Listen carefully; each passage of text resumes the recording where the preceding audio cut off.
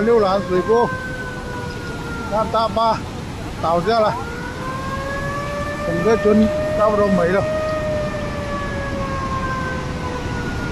这溜兰水库啊，现在东西一片大海了呢，超市这里已经差不多要盖到顶了，这几个仓库都冲塌了，我们村委已经淹到1楼了，看到没有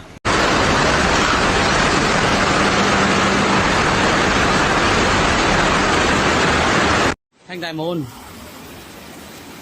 tầng y bom một chơi là mà bà ba là mấy kinh quân tại súng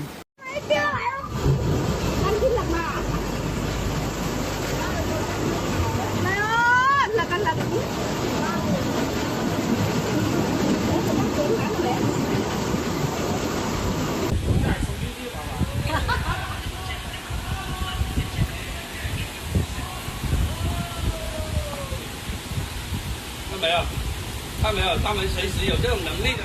仲針就係啦，咪有辦法啦，借苦就那門借就冇見啦。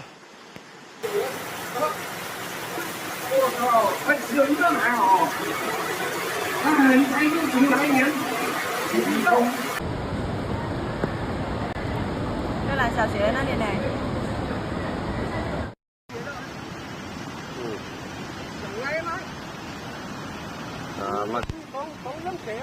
乜水口崩謝啊！